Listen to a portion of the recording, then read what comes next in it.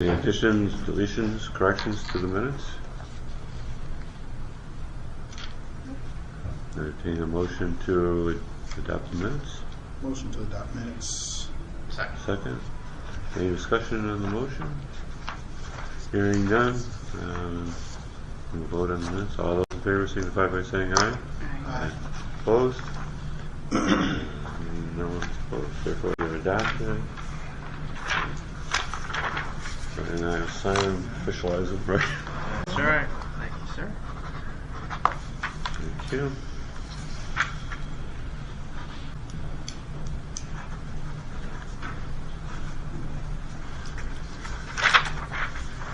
Thank you. Thank you. All right. Do you need everyone to sign in? I don't know. We just have one person, I think, it hasn't signed in. Maybe there's another.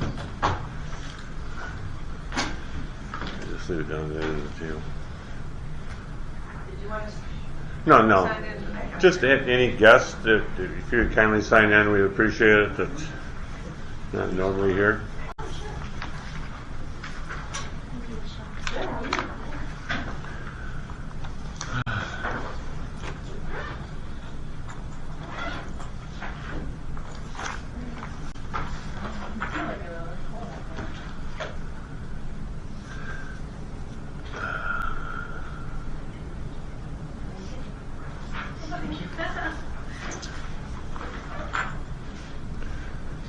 I think there's one other lady over here that hasn't signed in.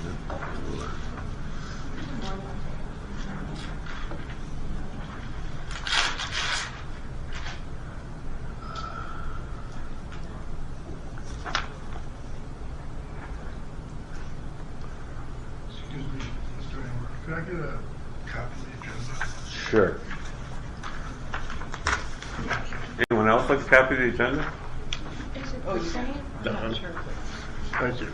Okay. I think it is. I just think this should be, this should be. Oh. Okay, in the interest of time, let's move along, okay? Next on the agenda is public participation. Anyone here attending the meeting that wishes to address the board with topics relative to the agenda, we would appreciate your identifying who you are, and please take advantage of 5 minutes to address the board if you care to do so. So is there any members of the public who would like to address the ethics board? Mr. Kuzmano? Address the board. My name is Frank Kuzmano. I'm a resident of Macomb Township. Before the board today, I believe that the hearing or investigation of the complaint which is filed on myself against a public servant, Jackie Ryan, who's present. I want to state that the ethics ordinance, the charter creates the ethics ordinance, creates this board. The ethics ordinance doesn't set very high bars. It's my belief that Ms. Ryan on December 11, 2017 breached the ethics ordinance in a number of ways that should be set out in the complaint that has been provided to the board in the amended complaint. I ask the board to take its role seriously in these matters. It is serious, and the general and broad prohibitions about treating people with courtesy and respect are important if we're going to have a public discourse that is not totally out of control. Thank you. Thank you, sir. Is there any other members of the public that wishes to address the ethics board?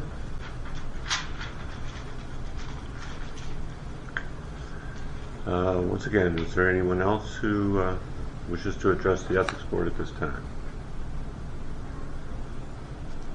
Okay. Hearing none, let's move on to item number 5. Just a few updates. We did receive a request from the Board of Commissioners to update the countywide directory with a membership, and of course we're pleased as we welcomed Darnell Blackburn to the Ethics Board last week, so that was an update that was provided. We also did receive a correspondence from Mr. Champion, who is here today from Macomb Township, requesting some information relative to the history of the Ethics Board. That was provided. And lastly, I received a request last week to attend the Macomb Township Ethics Board Committee meeting this Thursday, the 22nd at 7 p.m. To meet with them. They're just forming their ethics committee, and perhaps share with them some insights, some background to help them in their role as a committee in developing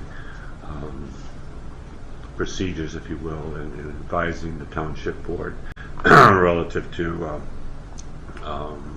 the experiences of Macomb County in its past 6 years of having an ethics board, and in our experience, and to help them in any way we can. So I did graciously accept the invitation, and if there's anyone else who wishes to attend, please do so. Of course, it's an open meeting, and it's going to be this Thursday, 22nd, at the township offices on Broad Road in Macomb Township at 7 p.m. Done. You're out of order, sir. Okay. Does anyone else have any other correspondence, information aware of? Okay. There has been no new ethics complaints or requests for advisory opinions since our last meeting. We still do have, as a matter of business, the complaint that was filed by Mr. Cusimano relative to a public servant in the form of Jackie Ryan, who is here today. If you recall, at the last meeting, what we did as a ethics board went through the complaint point by point and discussed that as best we could. There was also an audio that was submitted as a part of the complaint that was also played. So we did spend a fair amount of time going through the complaint itself point by point and discussing that among ourselves. Also at the conclusion of the discussion, there was a motion made and accepted in accordance with the rules of procedure to request that the complainant, if she so wishes, to file a response to the complaint. And consequently, correspondence was sent to Ms. Ryan, inviting her to respond to the complaint if she wishes to do so in writing, and consequently she did. That response was received on March 16th. I believe the members of the ethics board already received the response, but this is a copy of it. Okay.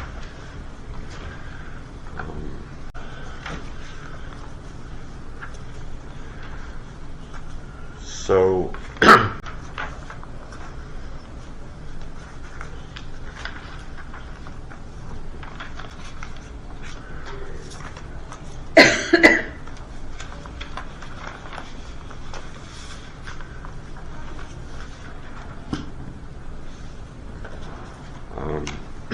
consequently, now that we have a copy of the response to the complaint filed by Mr. Cusimano,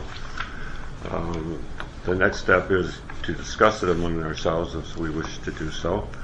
The complainant as well as the respondent is here today. Potentially the matter could, this discussion could evolve into a hearing in accordance with the rules of procedure that were approved by the Board of Commissioners. If the complainant or respondent is not prepared to discuss it today for reasons of we can get into as we go through what the rules of procedure require, then we would have to set another date to have a hearing. But at this point in time, we're still in the discussion mode, still in the investigation mode. I don't know if there's members of the board that feel that based upon the complaint and the response to the complaint, if there's a need for any further investigation before going into a more formal hearing relative to the matter at hand. So my question is there further discussion among board members relative to the complaint and response to the complaint, or should we proceed with some questions to the complainant as well as to the respondent here today before we enter into a hearing mode?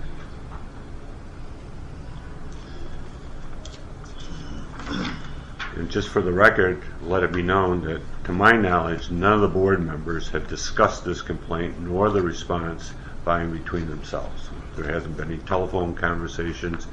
There hasn't been any personal interaction. There hasn't been anything of that nature.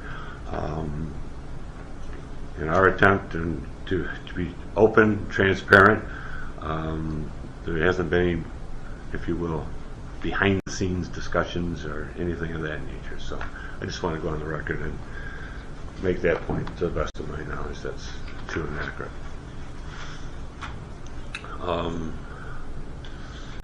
So is there any discussion relative to the complaint or the response to the complaint at this juncture?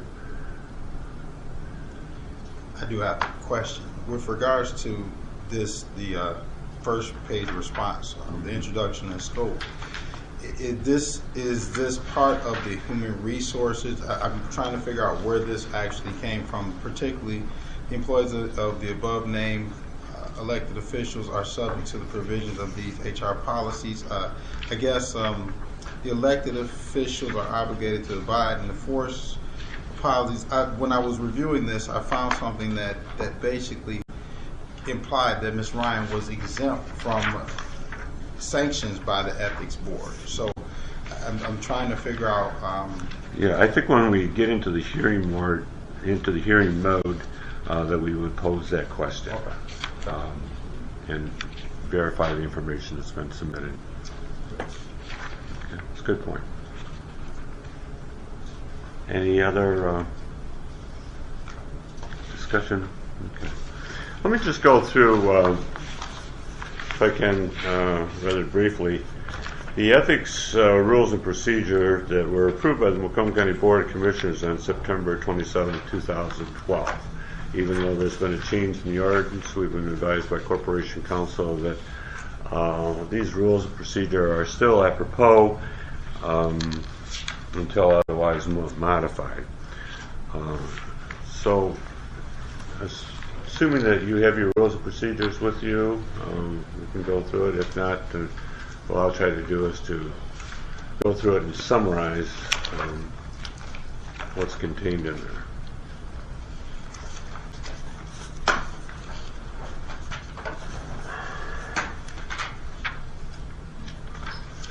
Okay, let me do it this way then. Again, this is the rules of procedures. They're approved by the Macomb County Board of Commissioners on September 27, 2012.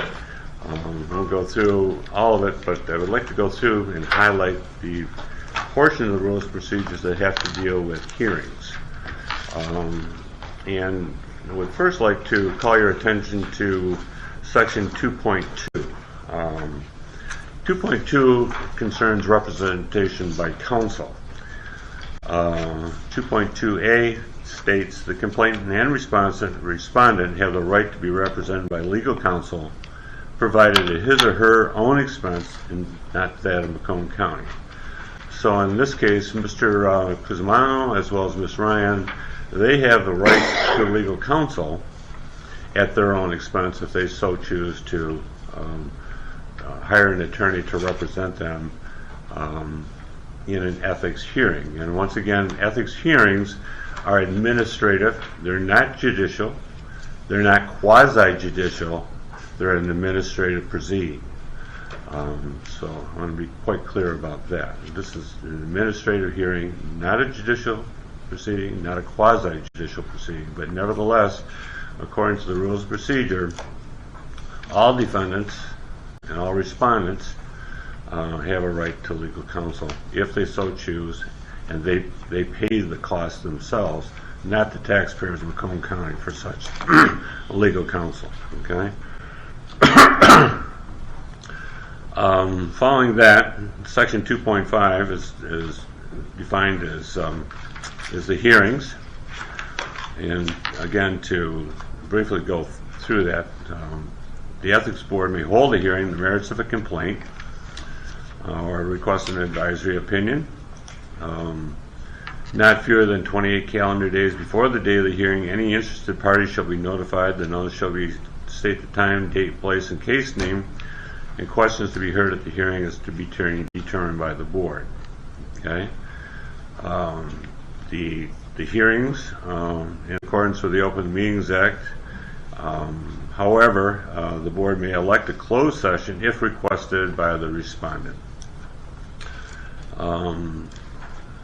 D, fourthly, the chairman of the board shall preside over the hearing, or in his absence, the vice chairperson will preside. Remember, the board, agent, or employee of the county shall not have direct or indirect ex parte communication with any interested person connected with any issue involving the scheduled hearing. Okay. Then we get to the responsibilities of the chairperson. The chairperson should do the following: administer oaths deemed appropriate by the board. Pursuant to Section 2.6.2 of the Charter, subpoena request attendance of any witnesses whose testimony and judgment of the board will aid in conduct of the investigation. Thirdly, pursuant to 2.2.6 of the Charter, subpoena request production of books, papers, or the documentary evidence to aid the board in its investigation. 4, fixed time and form of submission to evidence and argument. 5, adjourn a hearing for good cause to such time, date, and place as the chairperson determines to be appropriate. The rules of evidence applicable in the courts of the state of Michigan need to be applied strictly at any hearing. Okay. Next is the standard review of all preponderance of evidence. The complainant shall have the burden of introducing requisite evidence to prove the alleged unethical conduct. The person requesting an advisory opinion shall have the burden of presenting facts issued to the board's consideration. The respondent has all the following rights. Once again, the respondent has all the following rights: be present, be represented by counsel, and to testify. Produce and examine witnesses, cross-examine adverse witnesses, introduce other evidence as may be material or relevant to the issues. At the conclusion of the hearing, the chairperson may request additional evidence or a written argument concerning the subject matter to be submitted within time, in such time, and in the form the chairperson directs. The additional evidence or argument shall be disclosed to the complainant and the respondent. The chairperson shall issue a proposal for decision.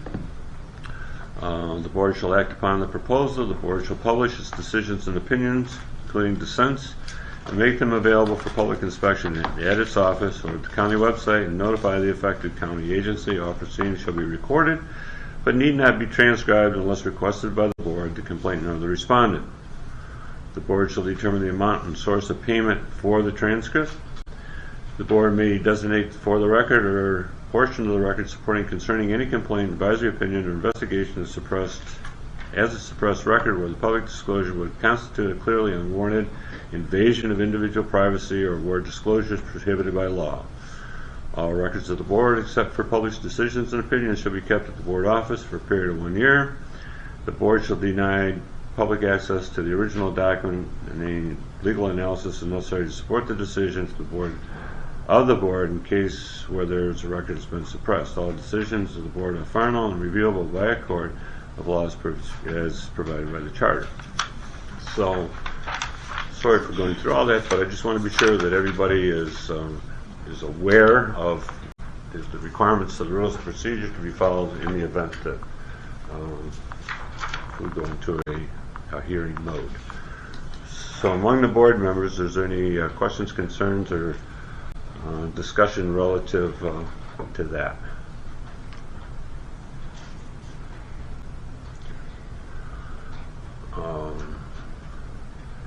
Hearing none,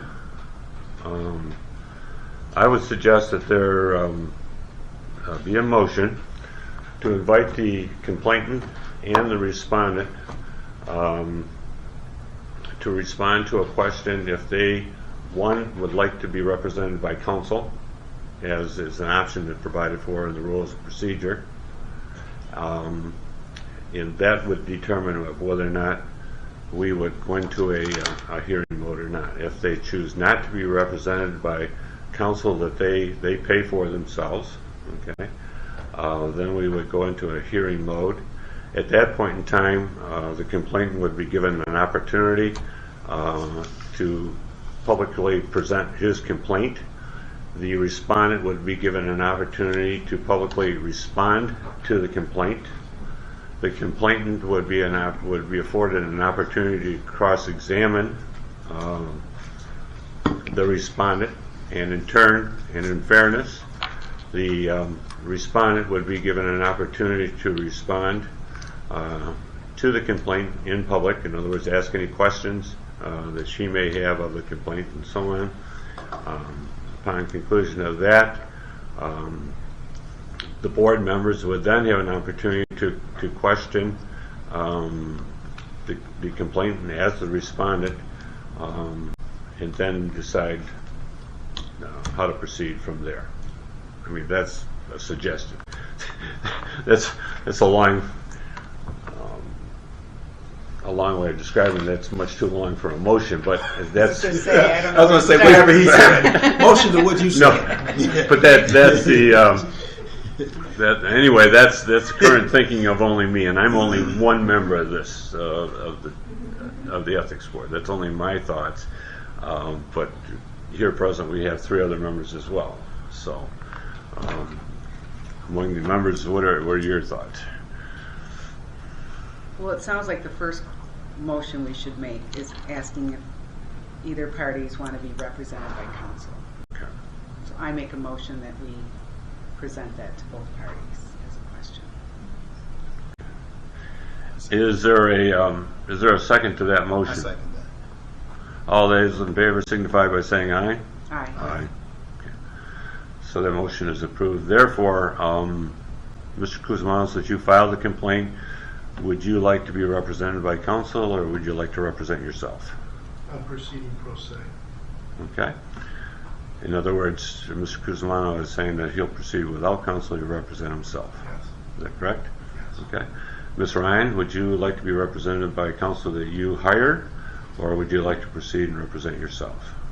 I think there's some confusion. I mean, I did send my response, and I don't know if you all read that response. I have a team of lawyers that helped me with this. So I My do question have is today. that. My But question as is today. an Do you want to? elected official's deputy, if anyone comes against an elected official's deputy, the Board of Commissioners is supposed to appoint me corporate counsel to aid and assist me in such matters with a customer as you're pertaining him to be, even though he is the attorney for the county clerk. Ma'am, I beg to disagree. Okay, in accordance with the rules of procedure approved by the Board of Commissioners, you have an opportunity to hire your own counsel for these proceedings at the Ethics Board. If you'd like to hire your own counsel, feel free to do so and represent you. Otherwise, we'll proceed. Like I said, I mean, a lot of this, I am not a public servant. I am not an employee. I don't know where you're finding all that. You are an appointee by the county clerk. Is that correct? That's You said so in correct. your own statement. I'm a statutory appointed deputy. I am not an employee, and I am not a public servant. Are you paid by the county of Macomb for services that you render? That's not the definition. Are you paid by the county of Macomb for services that you render? There's quite a lot of people paid by the county that's Are not you- employees or servants. I Ma'am, think you need to understand these definitions. I understand the definition. I don't have a problem with the definition. I'm an appointee as well, but I'm not paid by the county of Macomb. I was appointed by the Board of Commissioners to serve Exactly. as the That's Ethics Board. different than being appointed under an elected official. Not at all. We are not subject to any of the HR policies or the ordinances of the Ethnic Committee Board. We are not subject to any of that. You are. That's under statutory law. That's under the state ethics board as well. I guess you'll have to provide proofs. 'Cause I don't accept that. I don't think you understand that the meeting to be conducted like this has to be conducted differently. It's not. This is the way it's going to be conducted. It's inappropriately being conducted. If I could, The Mr. Chair, me- can we get back to the original question, if I could, as Sure. to whether or not you would like representation, or are you going to represent yourself, or are you going to? I have a team of lawyers to represent me. So I guess Okay, if you have a team of lawyers to represent you, then what we'll do is to schedule a date for the hearing, and your attorneys can come and represent you at your expense. I mean, have you read what I wrote in this here? That I have read the what you- ethics board has violated their own ethics policies? I've read it, and I don't agree with it. They have. That's been documented. That's your perception. Yeah, we're right just at that question. Right. You have a right, in accordance with the rules and Can you please show me where procedures. you think I'm an employee? Because there's nowhere that to be found anywhere. Well, in the meantime, that's a point of contention. But you as that the would ethics be board chair brought need at to the show me hearing. that. You need to show me that so I can proceed. We will with any schedule a of this. hearing, and you can bring your proofs, and if there's any proofs that are needed by the ethics board, those will be presented at the hearing. I brought mine right here under the HR policy. I am not an employee. You are. No, I am not subject to any Okay. of this because I'm not an employee. Ma'am, I'm not arguing with you. I do not have any rights as an employee. I am at will to the county clerk, and that's it. I have no rights as an employee. You're an appointed official, ma'am. I'm a statutory appointed deputy. You You're- need to understand what that is. I've done a lot of research. I have a team of people that have helped me do this research. I'm not alone in this. And I think you need to understand the definitions that you're doing. And as you're proceeding forward, you're causing me a lot of stress, a lot of deformation of character because of all that's happened with this board and with Mr. Kuzumana. The ethics board is obligated to follow the rules of procedure approved by the Board of Commissioners. Consequently, you are being afforded the opportunity to retain your own counsel to represent you at an ethics hearing. Do you want to be represented by your own counsel at the upcoming ethics hearing? I'm supposed to be appointed an attorney by the Board of Commissioners if any allegations are brought against me as a statutory deputy. Well, you'll have to take that up with the Board of Commissioners. In the meantime, what I'd like to do as members of the board is to schedule a hearing relative to this matter and then proceed. Do you have any objections, Mr. Kuzmano? Well, I don't have. Or any comments? I have comments. Sure. I would just direct the board to several definitions. Appointee is defined in the ethics ordinance, in section 1. Okay, bear with me a minute while I pull the orders, okay?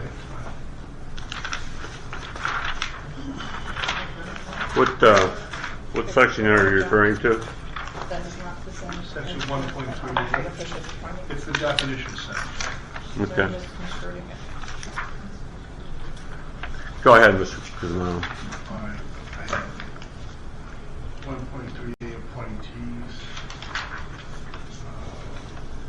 Means a person appointed to a compensated or uncompensated position in county government that's not subject to a collective bargaining agreement, who is not elected to or holding office or holding an office is subject to an election, and whose appointment is subject to approval by the Board of Commissioners, who is exempt from such approval under the charter. It's my contention that Ms. Ryan is an appointee under that definition. Moving down to definition L, employee means a person employed in the division of county government, whether on a full or part-time basis. It's my contention that Ms. Ryan fits that definition as well. Public servant is found at 1.3T. 1.3T? T. Okay. Public servant means a county employee, county unelected official, county commissioner, or county appointee. Correct. County appointed? So, if by definition in the ethics ordinance, there's,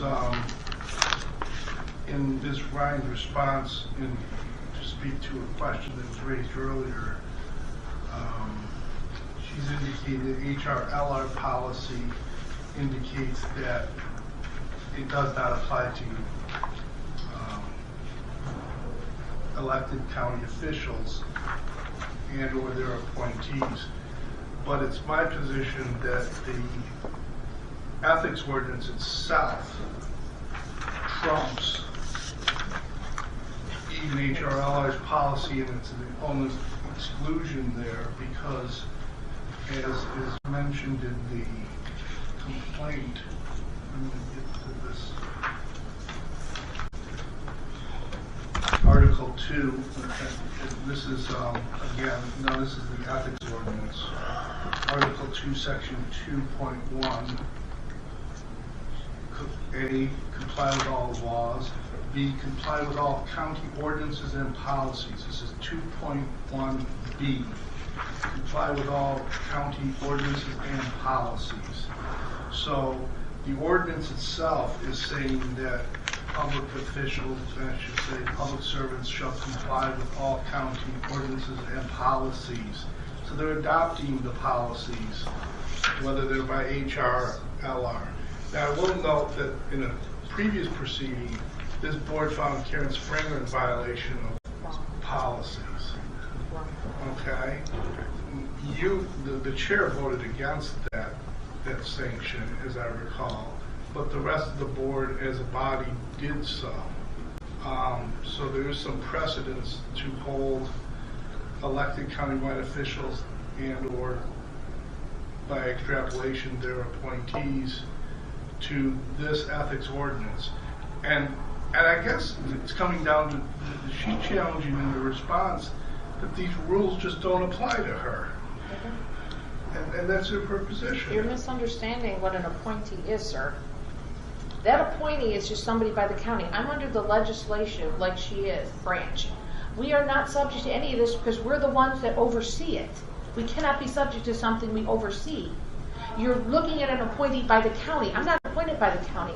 I'm appointed by an elected official under legislative branch. You are looking under the wrong branch of office. She is underneath the President of the United States. That's where she sits. She can only be removed, she can only be put in by the people and the President.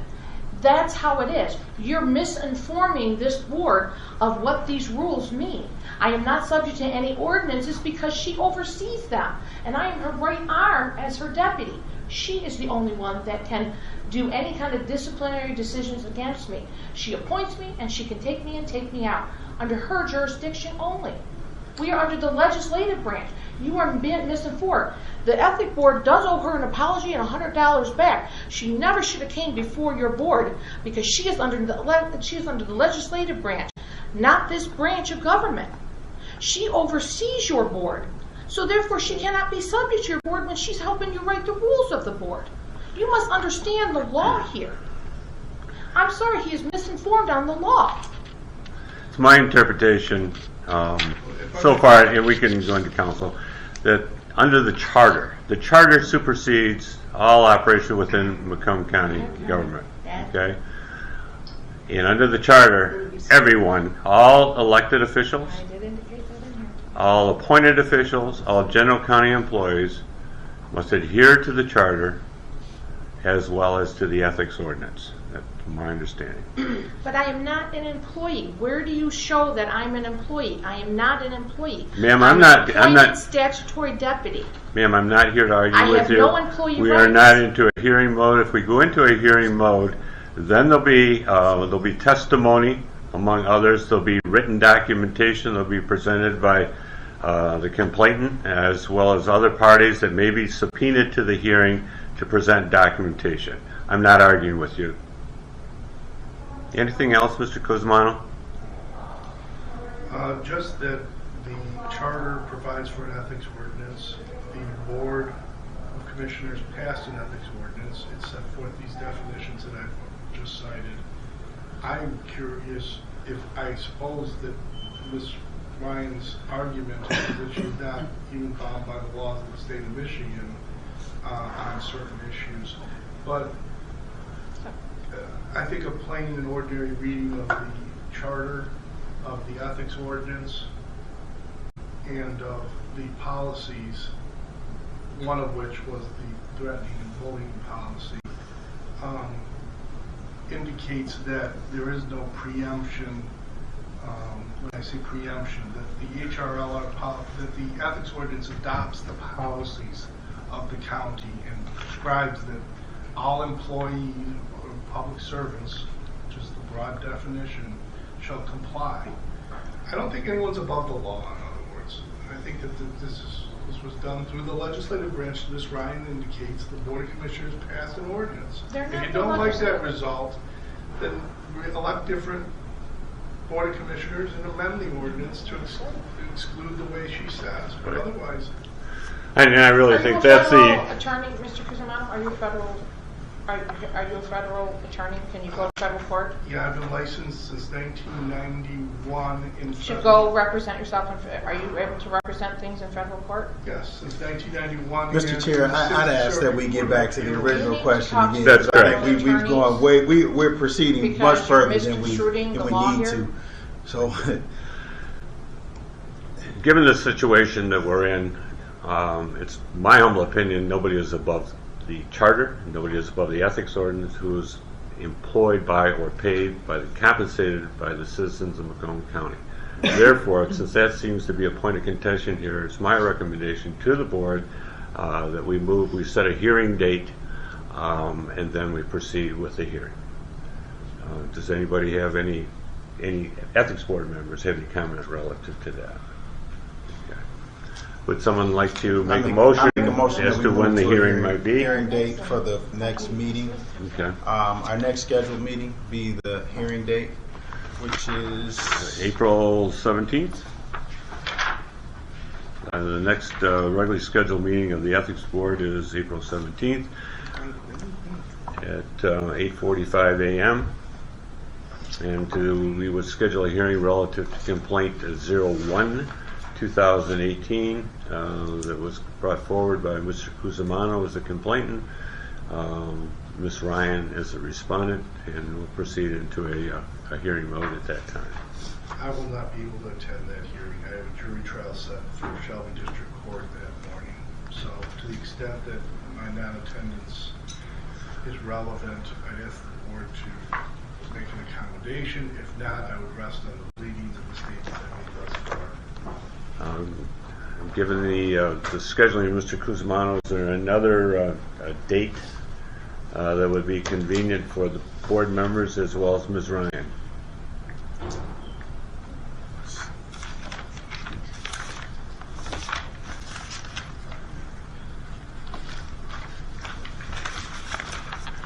And presumably we'd have the ethics board meeting at the same time, the regular ethics board meeting, so we're all busy people and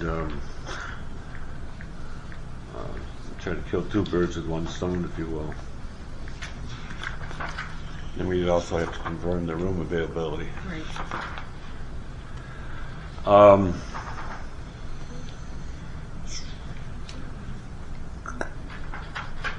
The Oh, you got two calendars. yeah, that's awful. let me propose the following day, April 18th. That's Wednesdays is the one day I can't. Okay, Thursday the 19th. My annual luncheon is Hopefully we'll be done by lunch. I know that there's a lot of prep that day. Yeah, okay. Can we proceed Well- to the next week? Or the next week? Pretty open next week.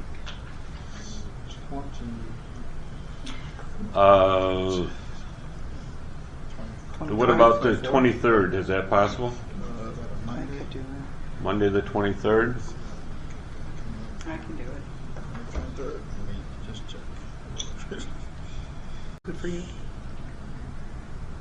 Brian? Bear Yeah. with me 1 second. I was He's got two calendars. Okay.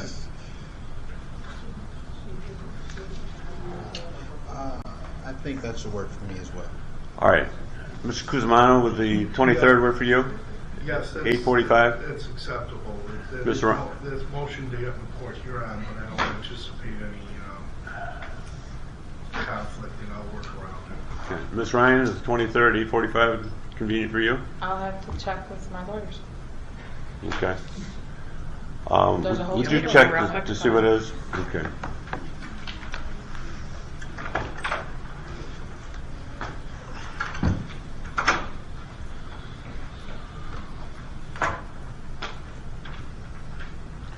We're just checking to make sure that this room is available for the 23rd. It should only be a moment.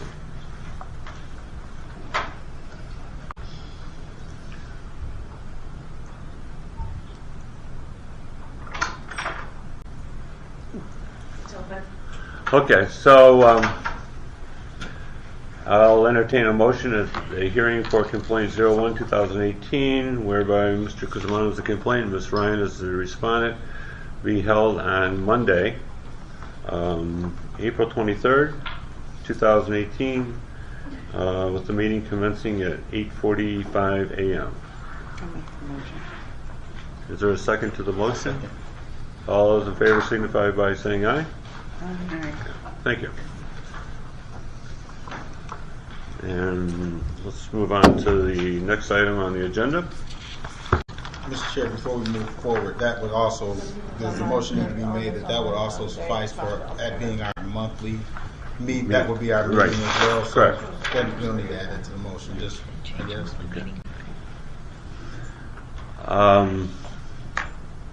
Moving on to item number 6, I believe at the last meeting, the Macomb County Clerk Register of Deed, Karen Spranger requested Brian, and we had a discussion with you, Brian, relative to making a presentation to the Ethics Board. Correct. Okay. Ms. Spranger is here today, and welcome. Yes, and procedure-wise, you are to contact me to inform me that you accepted this. You never did that. We reached out and asked for. I reached out, but my email is public, and you guys know I'm your. We sent you an email on the subsequent day, and we didn't hear a response back. Point, okay, well then, you don't schedule something if you don't hear it. That's understood common sense. However, I will do my best, and I'll probably extend it, to educate the board first of laws and statutes and my responsibilities. It's going to take a week, a whole week, because I will read each statute so you understand the legislative branch that I belong to. If you can understand this picture work, maybe you'll understand Congress and commerce laws that subject my authority as an officer, the clerk of the court, and my duties as by the records, the keeper of the records, and then the clerk of the court, which is the legislation branch. So my office covers all three of those branches in one.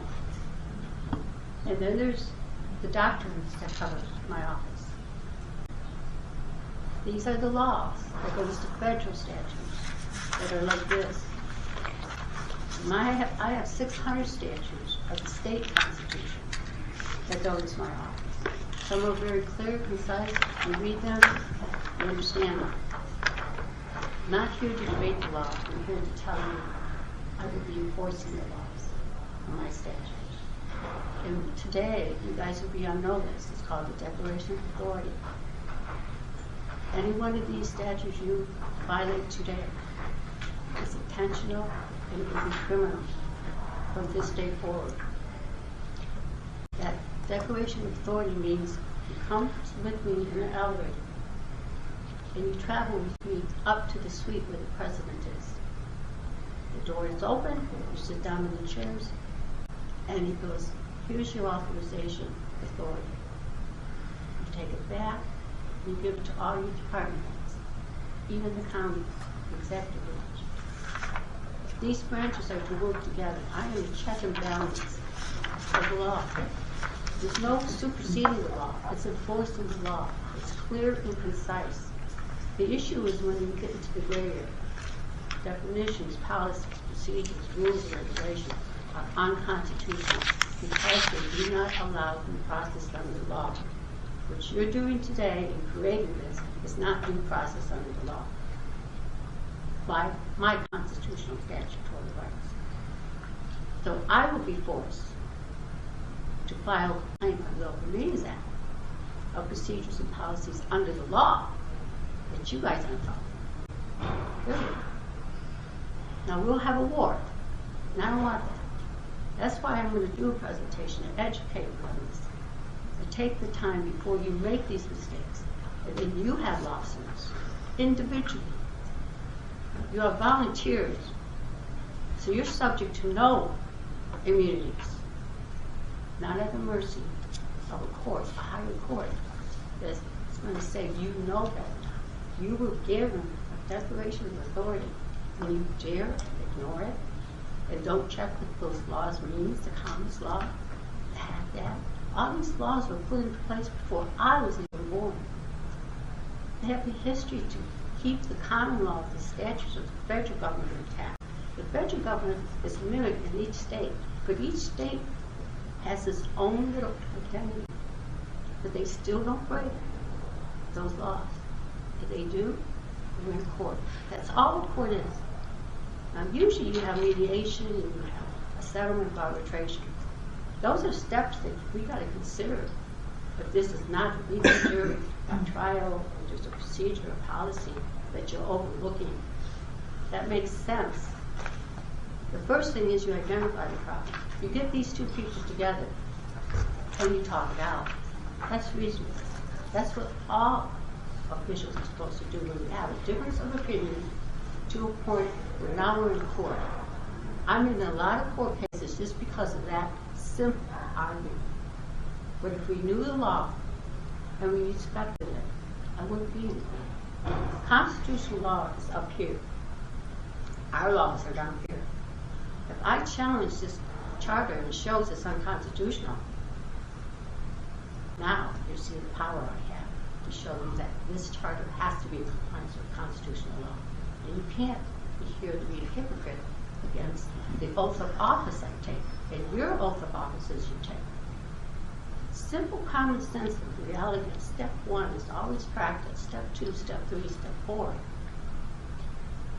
And understanding that simple principle is always clear and concise of what the law is. We don't interpret it to stretch it, to say it's this and that, like his opinion. He's not an attorney, neither am I. But we can read the law. I could read you court cases that say they can't even define if she would be subject to office. The Supreme Court won't give a ruling. I'm going to bring this information to you. Now it really gets to a legal battle. You can't proceed to a proceeding if it's not doable, if it's not reasonable. Now you open up all these lawsuits individually.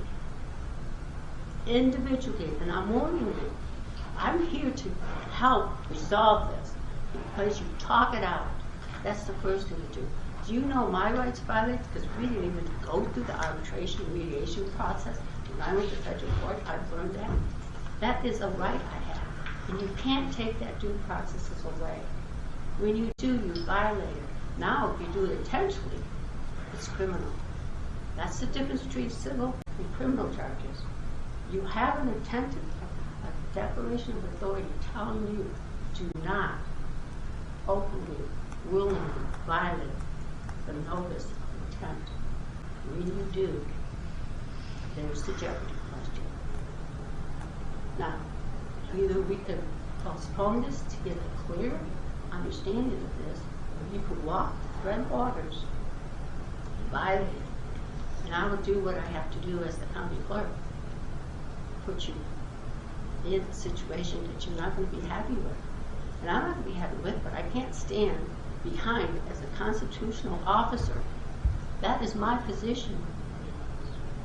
I uphold the Constitution, and the Charter will not violate those rights. That's the supreme law.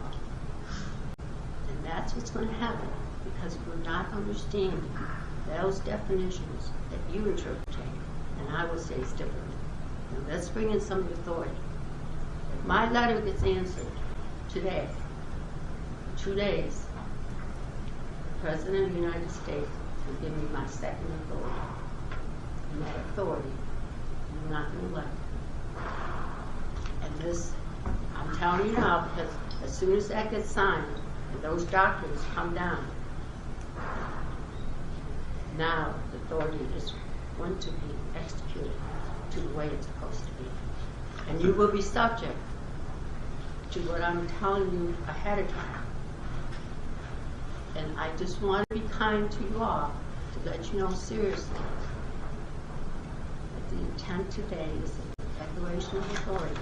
And when you abuse that authority that I have as a constitutional officer, today will be the biggest mistake ever. If you don't want to just sit down, have a meeting, I'll welcome you, I'll give you the documents, I'll even let you read the court cases that will prove in clear and concise what we're doing is we're heading in the wrong direction, but like we should not do.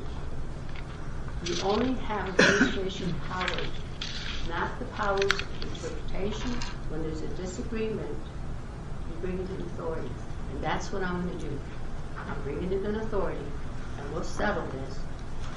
I hope it's before these due dates. Thank you for your presentation, ma'am. I didn't say about it. I did.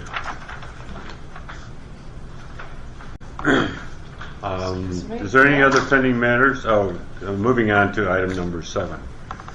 Suggested ordinance revisions.